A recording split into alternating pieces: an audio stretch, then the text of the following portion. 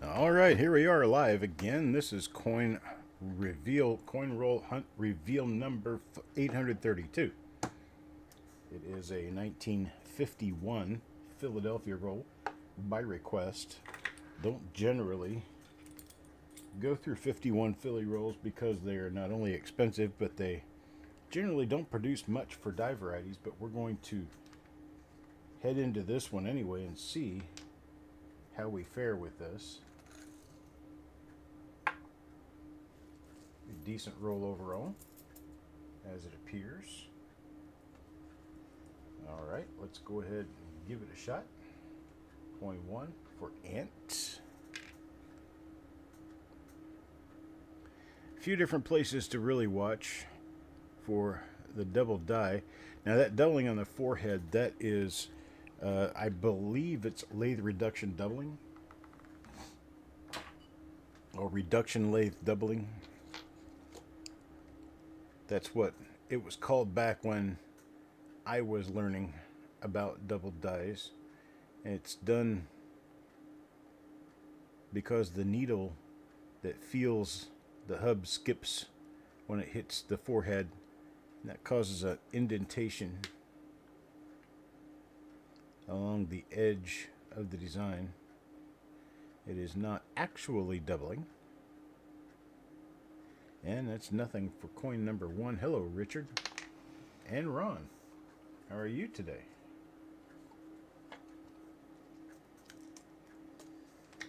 All right, reveal 832 coin number two, Jackalope Herdmaster here. Let's see what Jackalope Herdmaster ends up with out of a 1951 roll. Another one of the places I always look in 1951 is along the bottoms of the letters of Liberty. It is a relatively nice double die that is not generally known by everyone out there. I surprised myself finding one time. I thought I had discovered something new until I found it listed.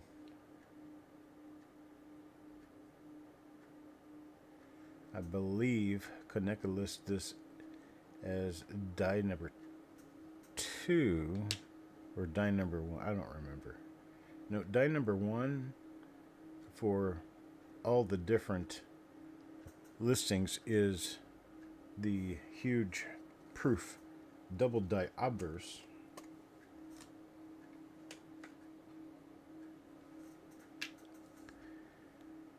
And then it diverges from there. Different people got different things listed and noted.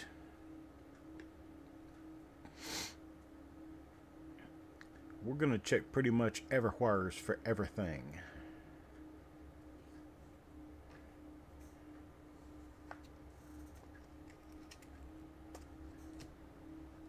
Coin number 5 now. On to Otis.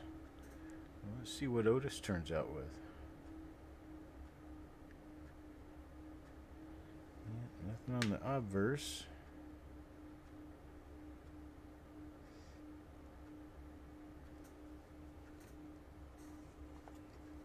Nothing on the reverse. But 1951 is not an easy year to come by. Of course, the Denver mint coins are a little bit easier to find. San Francisco aren't really all that difficult. But some reason Philadelphia tends to be a little tougher to find in BU. Very hard to find in nice gem BU. 66 red is a quite valuable coin. It's one for Carl. I've tried a few coins to get one and still never have.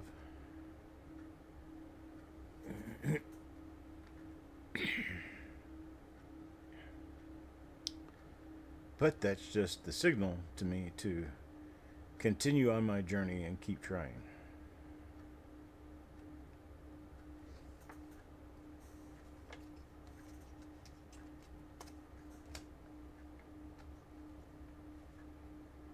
Alex, una moneda para tú.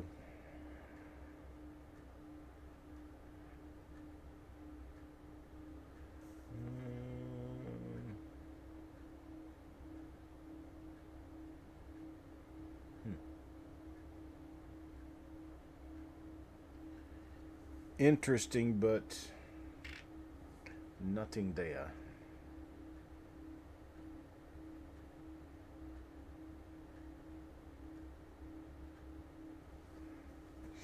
All right. It is a pretty nice one. Here's number 9 for Brad.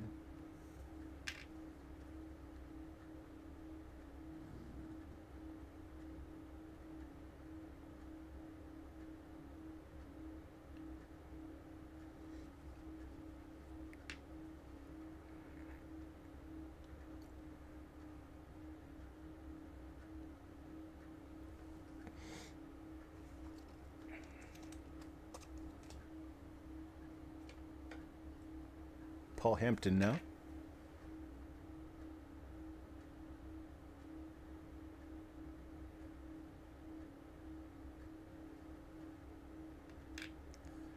So I had a root canal done a couple of weeks ago. A lot of you may be aware of it. I wasn't able to do much of anything for a few days because of the pain in my head and jaw. While I was getting the root canal done, the doctor who was performing it talked all the way through the process of what he was doing, and it was so interesting. I told him after it was over that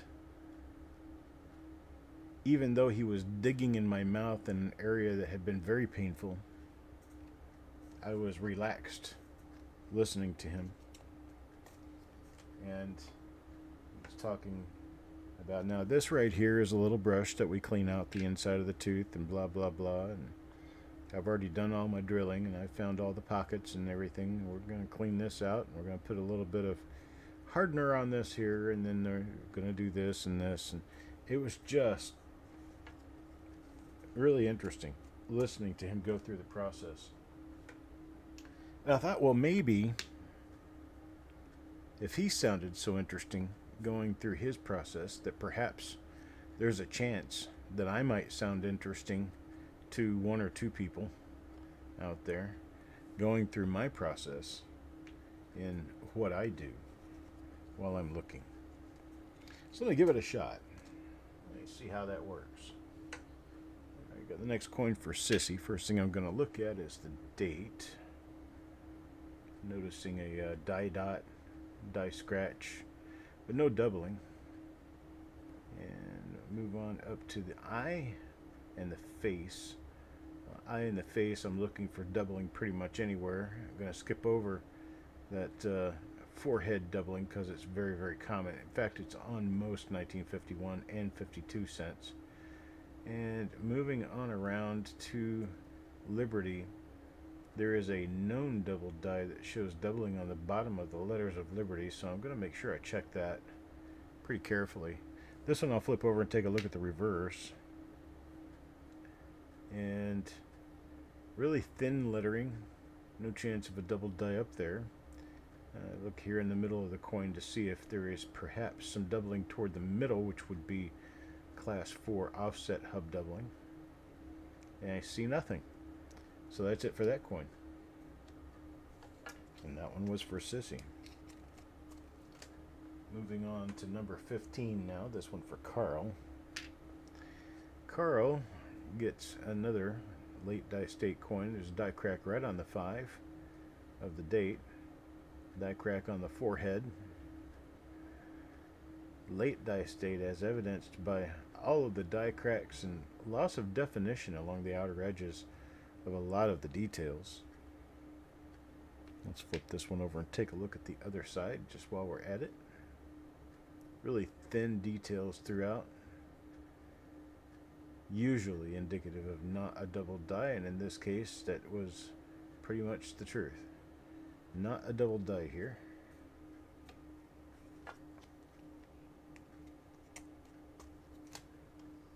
Number 16 now for Ant. Let's see what Ant ends up with here.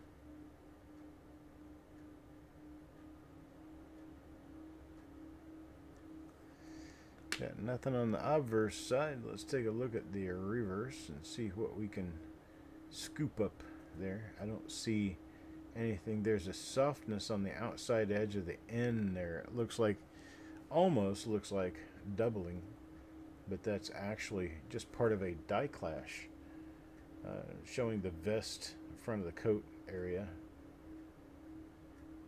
Pretty common, actually.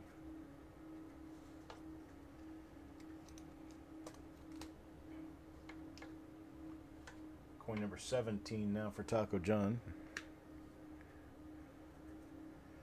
Looking at the date again. That's where any obverse double dies that show in the date are almost generally considered more interesting and more valuable than ones that don't show in the date. I've heard word that the 1995 double die would probably go for twice as much money if the date was doubled, like the word in is doubled. Yeah, you could take the doubling away from the in part and put it in the date, and you'd have a more valuable double die, because a lot of people, they look at the dates on coins more than they look at anything else. And they kind of expect to get something based on what the date looks like. They're not really looking so much at the fine details around the edges of the coin, which is where you're going to see most of your double dies. Oh, Woodsy.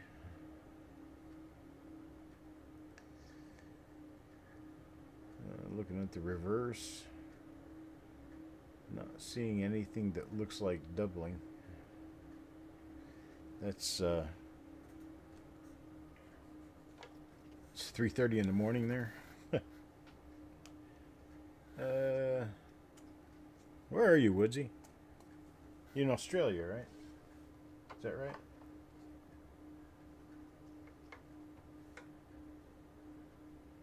So it's tomorrow there. That's interesting. Here's an earlier die state coin. This one belongs to Shinbone. Makes it easier to find the double dies when you're looking at the earlier die state coins, because, well, those tend to not have nearly as much of a problematic issue with die wear and loss of detail. This, I believe, is a double die. That is a double die. Now, here's how I can tell for sure. You see where the doubling comes up here and it ends right there before you get to the corner of the letter? And it ends right up here before you get up to the corner of the letter. That wouldn't happen with machine doubling, because the doubling would extend as far as the letters do, and it would just be like the letter was scooted over. And then here, right up in this area, you don't see any doubling at all, and it's all pretty much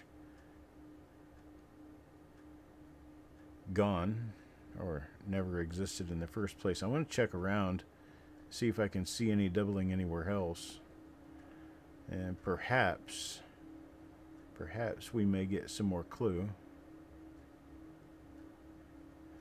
That little nub on the right side of the W is normal.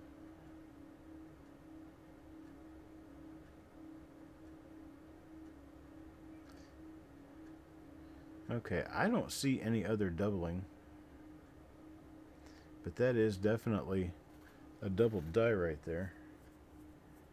I don't know if that's listed anywhere. Let me go check Variety Vista real quick and see if that's listed.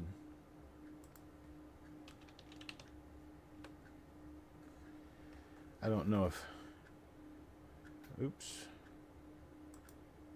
I don't know if James had it listed or not. It looks like his website is down. Inaccessible.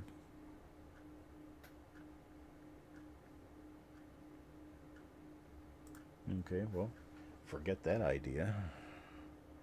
Definitely a double die, though. Pretty nice one, too.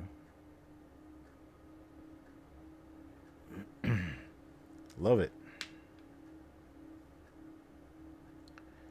I going to Australia in April. I would like that as well. Get myself a chance to spend a little time under the night sky of the southern hemisphere.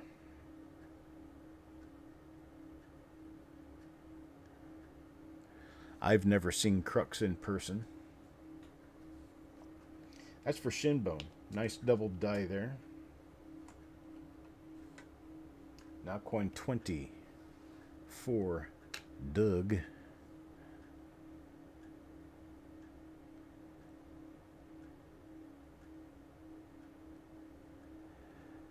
Not Naya. Let's check the other side real quick. Never hurts.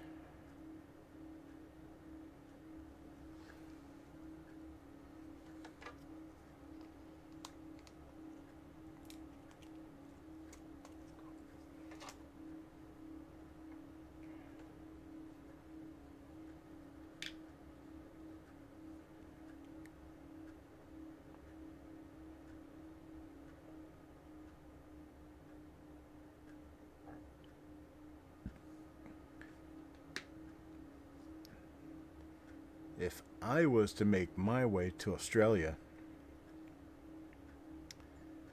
I think I'd probably like to either see Melbourne or Sydney. I think Sydney probably.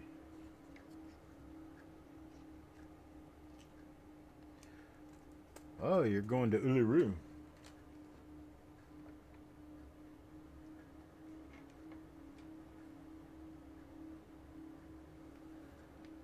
It's one from Mark. Oh, a nice earlier die state coin here. It's not early die state, but it's earlier than most of the others have been. This is a mid die state coin.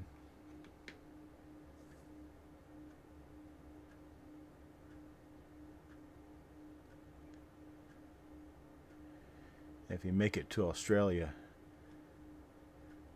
be sure you use the indigenous name for that large rock in the middle of the continent. You will impress the Aboriginals with that, calling it Uluru.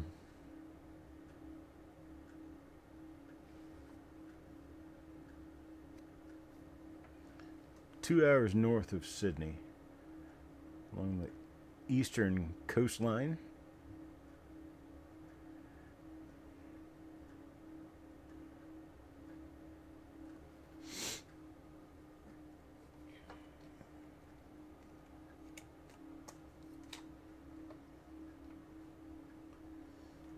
Chuck Patillo. Regardless of whether that double die is listed anywhere else, it is new for copper coins. So that is a discovery coin for us. Kevin Hawthorne, good morning to you, or good afternoon to you. You are in the Eastern time zone, so it is afternoon, 1:37 p.m.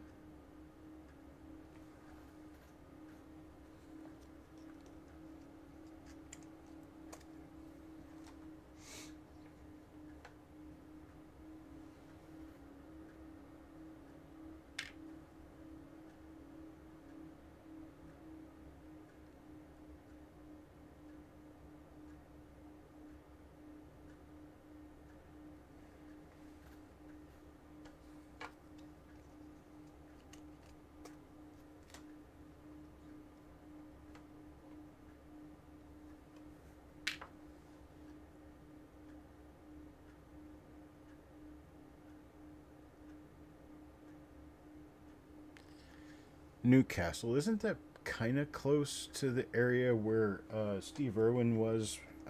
He was underwater filming and had his fatal bout with a stingray.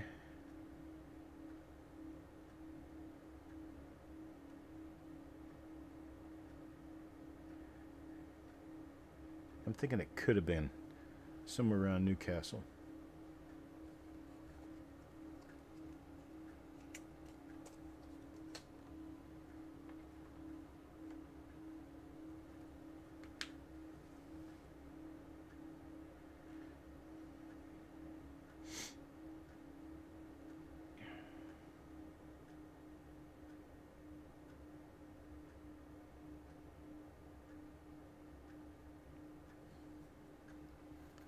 Good luck on that opal and gold excursion.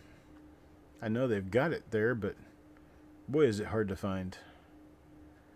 The gold is typically in the desert of the outback in the western half of the country, and has to be dry banked because you got no water.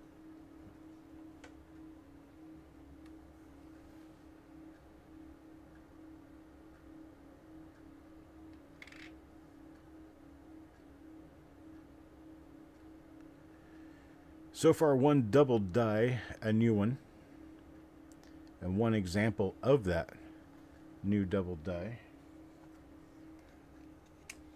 On coin number 30 now.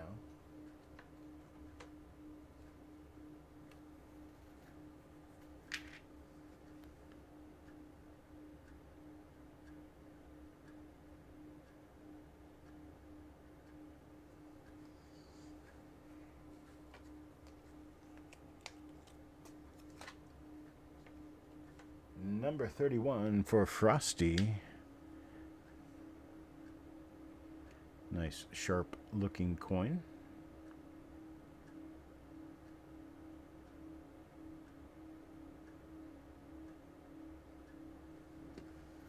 Not a double die.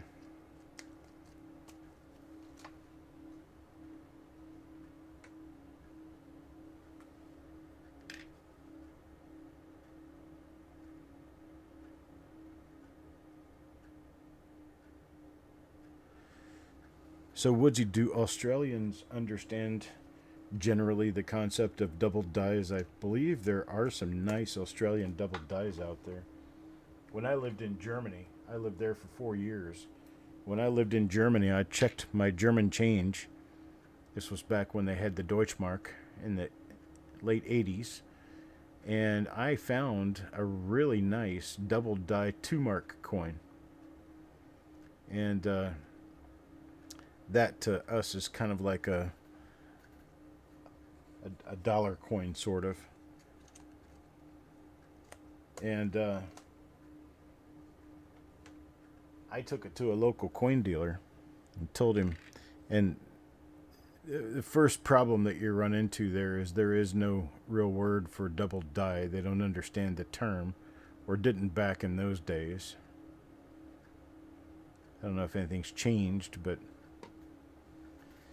yeah, we had a lot of trouble with the idea. But the local coin dealer there, I went in to show him this coin, and I told him I had in German, that I had a coin that had a double design. And he says, was it double stamped? I said, well, no, not really. It's a double design. He said, so it's double stamped? I said, well, no. Here, take a look at it. So I handed the coin to him. I got ready to hand him my loop, and he says, oh, if you have to look at it with a magnifier, it's not worth anything. Okay. This was a really nice Class 1 double die, probably almost as strong as like the 1969S double die. And not one German cared enough to look at it. So I kind of lost my excitement over it. And after a while, I ended up somehow coming in contact with an Army Lieutenant Colonel who was stationed somewhere up near Frankfurt. And I managed to get a photograph to him of it. I mailed it to him because back then we didn't have email. And he got one look at it and called me back and offered me $100 for the coin. I took it. I have since never heard of a 1988 German 2-mark coin with a double die, but I guarantee I found one.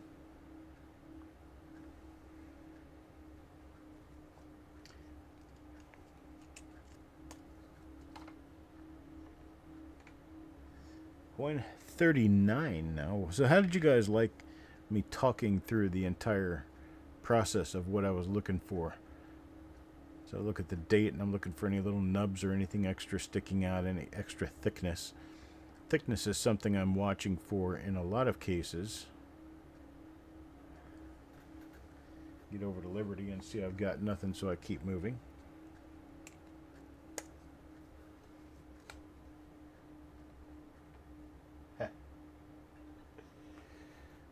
This got Woodsy in here, and Woodsy's Australian, so in my head, when I see him type something out, I'm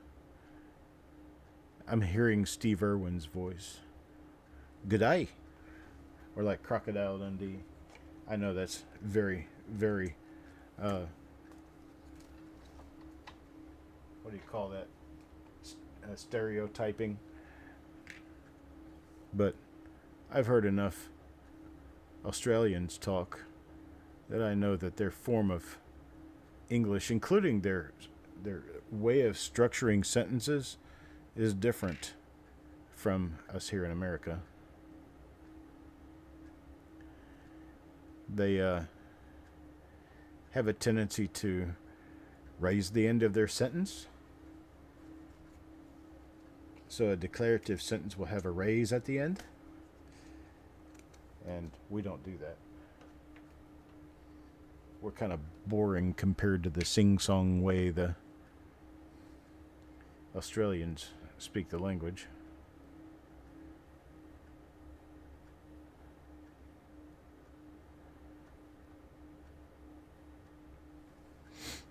Only one example of that double die here so far.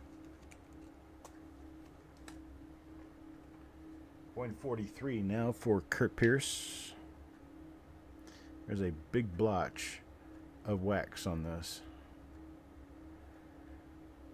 Probably came out of the coin counter.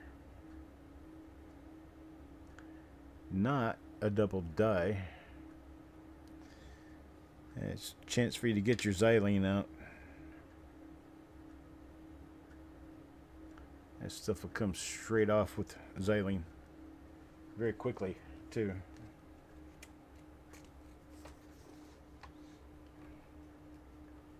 All right, now number 44, Shinbone.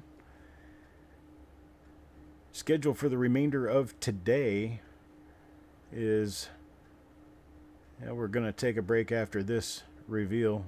No more reveals for today, but we do have an auction coming up at 7 p.m. Eastern Time. A little bit of something for everybody. It's not a very long auction, but it should be a very fun one. Same die again there. You see the bust on the forehead there.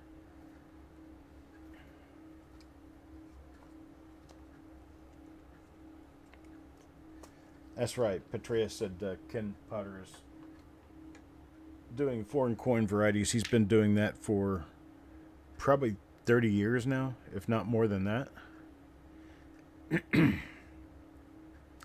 I don't know if he's still active with it, but I don't know, it's kind of hard to tell with him. He'll drop off the map for 2 months, and then he'll come along and be doing something active. Then he'll drop off the map again for a week, and then he'll come back. Then he'll drop off the map for 3 months, then he'll come back.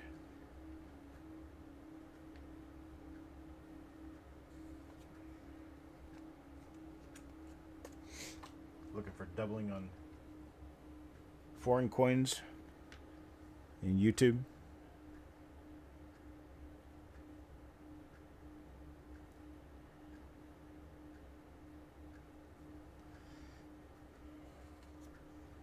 none too soon. We're going to run out of coins here, and when we do, that'll be it for the broadcast for today. Don't forget that we do have the auction coming up at 7 p.m. Let everybody else know if you happen to be in a place where other people are.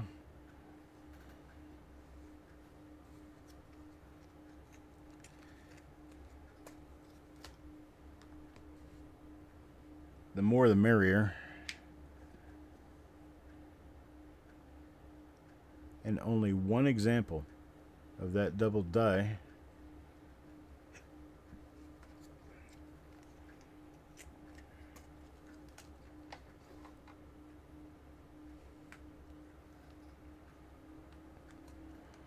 And here's the double die again. It's for Shinbone.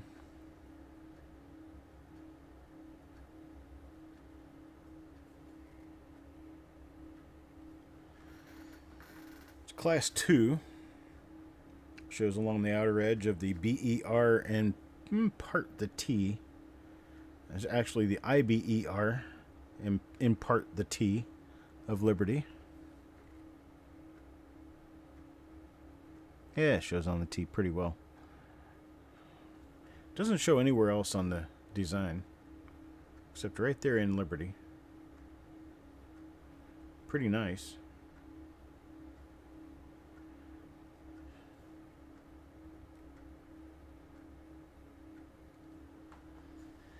But anyhow, that's what we've got. And that's it for this roll. I appreciate it, folks. I'll see you guys this evening at the auction, 7 p.m. Eastern Time. Until then, have fun.